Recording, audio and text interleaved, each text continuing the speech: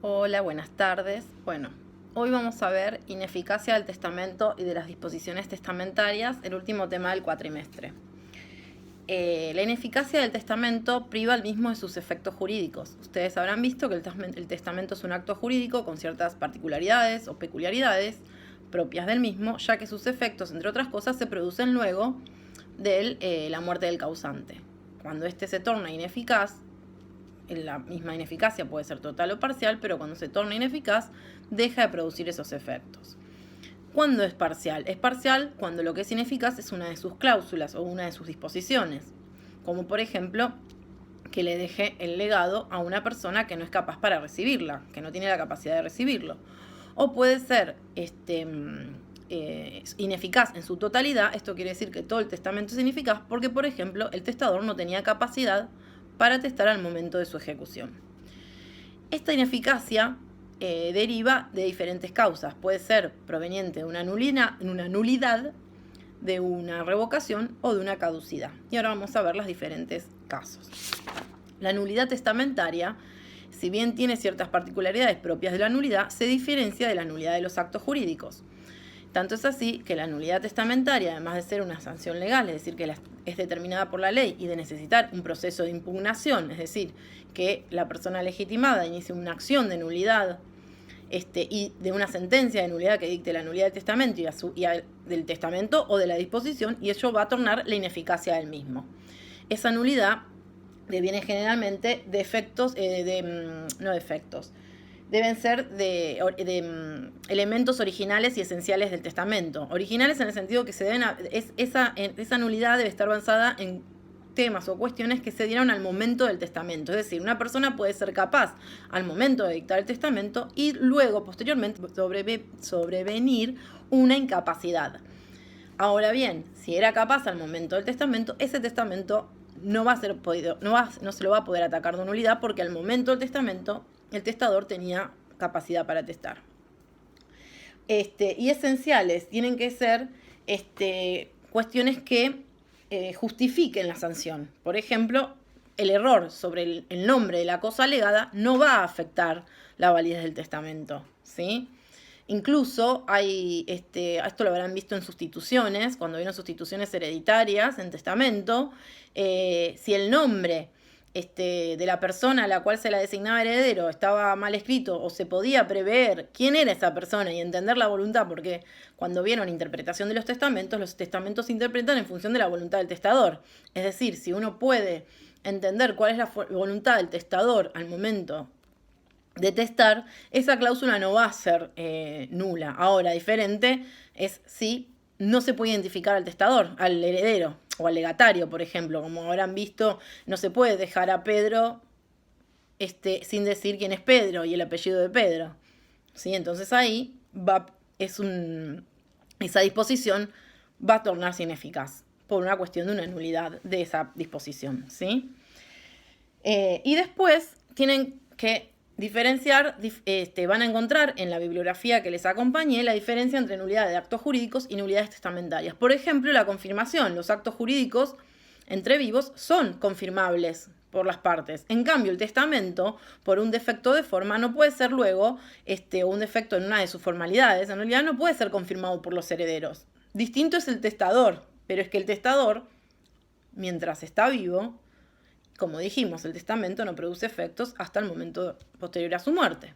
Entonces, vamos a ver, con la revocación y como habrán visto testamentos, todo el tiempo puede hacer testamentos para modificarlo, para corregirlo o para hacer aclaraciones.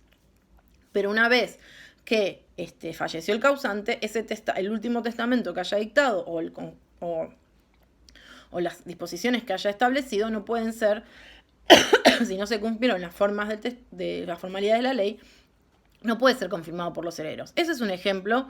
En el libro van a encontrar un montón de ejemplos. Hay un cuadro comparativo muy interesante y muy claro, para no detenernos en el video. Ay, perdonen. Luego están la nulidad absoluta y la nulidad relativa, como en todos los actos jurídicos, y la misma va a devenir cuál es el valor del bien que se está protegiendo. Si es el bien común, la seguridad jurídica, un interés público, esa nulidad será absoluta. como el no acatarse a las formalidades de una determinada forma de testamento. Por ejemplo, un testamento hológrafo escrito a máquina con firma del testador no va a ser válido y va a acarrear la nulidad absoluta y en consecuencia su ineficacia. En cambio, si tiene un vicio de error, por ejemplo, o incapaz no declarado, o algunas cuestiones que ustedes habrán visto, esa nulidad será relativa. ¿Y cuál es la diferencia? ¿Por qué es importante entender esta diferencia? Porque dependiendo de qué tipo de nulidad van a ser los legitimados para iniciar la acción y también la prescripción. Porque en el caso de la nulidad absoluta es imprescriptible y en el caso de la nulidad relativa prescribe a los 2 años la acción. Y luego debemos diferenciarlo de la inexistencia del testamento. Y acá viene la diferencia, para entender la inexistencia del testamento, el tema de las formas y las formalidades. La forma del testamento son las 2 únicas formas, o sea, son las formas que establece el código cómo se pueden dejar de un testamento. El testamento puede ser, como ustedes habrán visto, el hológrafo y el por escritura pública. Esas son las formas. Ahora, cada forma tiene sus requisitos propios. Esos requisitos son las formalidades del testamento. Entonces, un testamento formal o un testamento verbal, o sea, o el testamento había un testamento en el Código de Vélez que era con sobre cerrado. Esos testamentos hoy no tienen ninguna, sería como inexistente.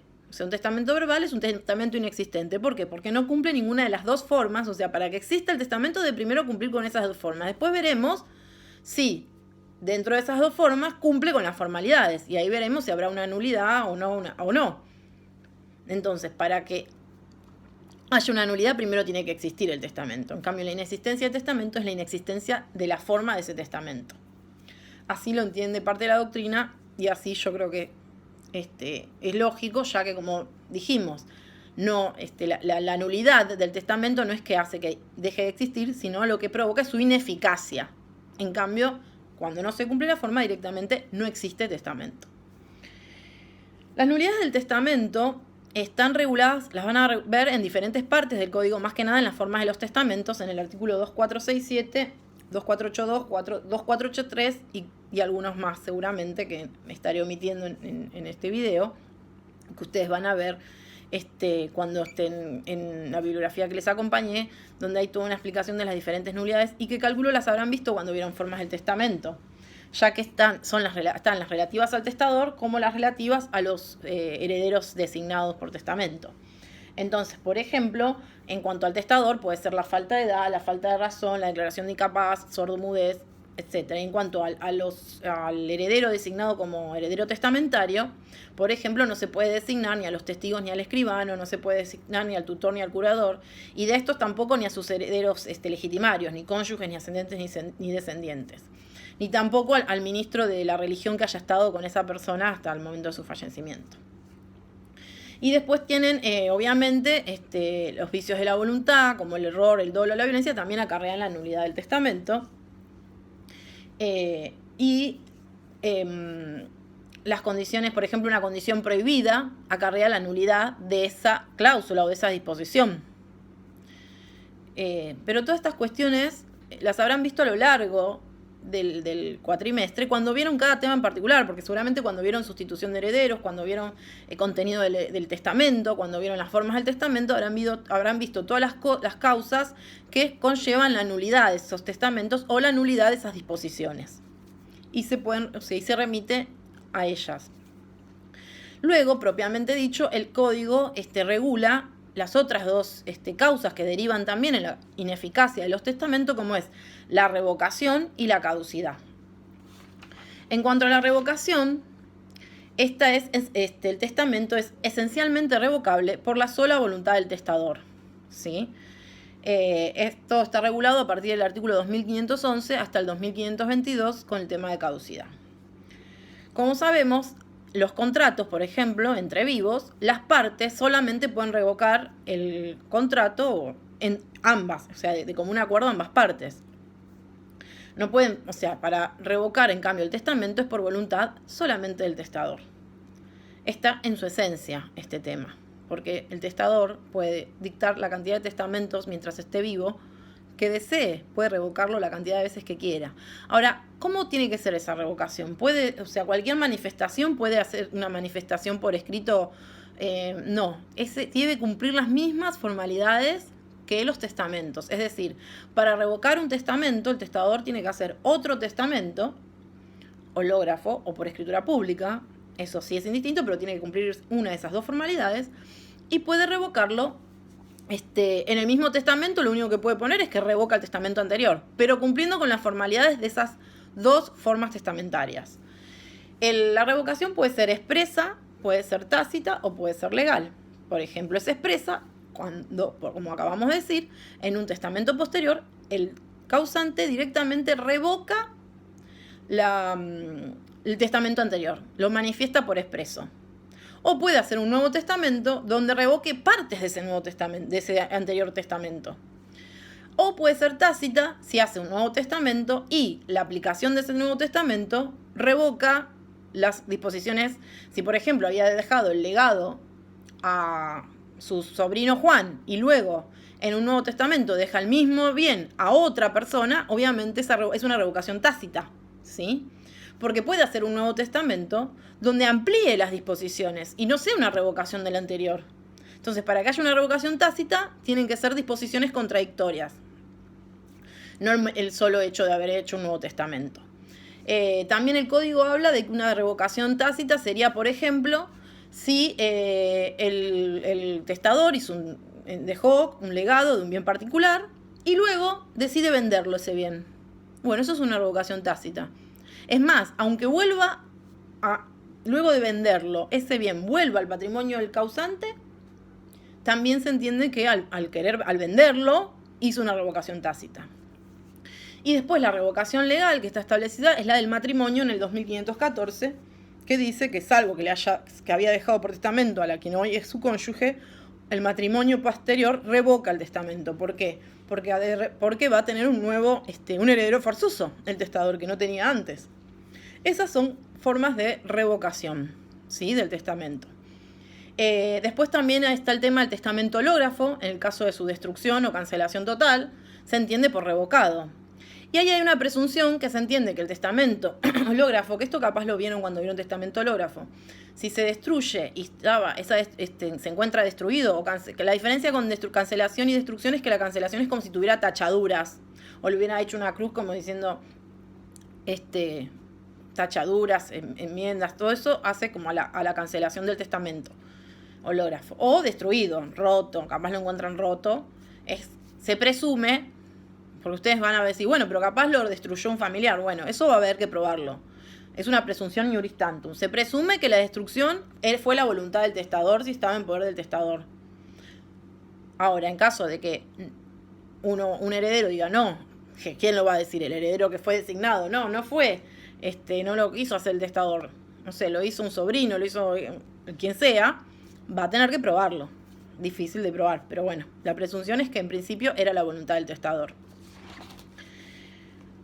La revocación priva de sus efectos al testamento anterior o a las cláusulas revocadas. Y los beneficiarios no tienen ningún derecho, ya que no tiene efectos hasta el fallecimiento. O sea, no pueden, los beneficiarios de un testamento no pueden iniciar acciones previas al fallecimiento del causante, porque esto es fundamental. El testamento no produce efectos hasta el momento de la muerte del causante. Entonces, no se puede hacer nada hasta el momento de la muerte del causante. Y luego tenemos la caducidad. ¿Qué es la caducidad?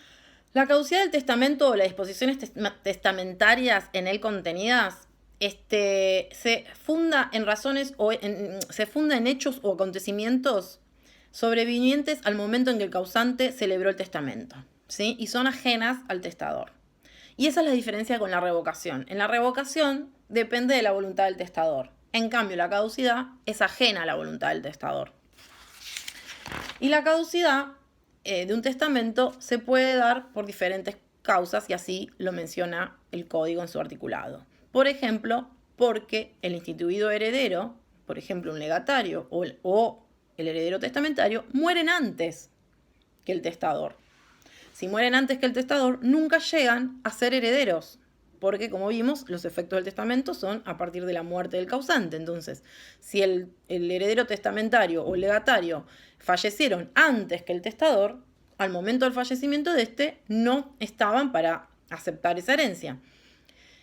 A la vez, el testador, si hubiera querido dejarle el testamento, dejarle a otras personas, o el legado a otra persona, o haber hecho otra institución de herederos, lo hubiera hecho en vida y hubiera hecho un nuevo testamento. Después también puede pasar que mueren antes, el caso del legatario, que muera antes de la condición, en caso de ser una condición suspensiva, por ejemplo. O sea, si el testador dejó un legado con condición suspensiva y muere el legatario aún antes de ocurrida esa condición. En ese caso tampoco llega a ser instituido heredero, ¿sí? Puede ser que el testador haya dejado el legado a una persona y sus herederos. En ese caso acá no va a operar la caducidad porque fallecido el legatario, como el testador dejó específicamente en el testamento que el legado era para esta persona y sus herederos, ahí sí es una sustitución que se llama vulgar y está aceptada y esa cláusula no va a tornar sin eficacia por caducidad. Y por ejemplo, en el caso de que se le deje a una persona, a un legado, a una institución o a una persona con determinado cargo, va a producirse la caducidad si desaparece ese cargo, por ejemplo, porque en realidad el legado está hecho en función de la institución o de ese cargo. Si desaparece la institución o el cargo o la persona deja de estar en ese cargo, también se produce la caducidad de esa cláusula, porque la voluntad del testador no es que era dejarle el legado a esa persona, sino a esa persona que ejercía determinado cargo en determinada institución. Esos serían casos, por ejemplo, de caducidad.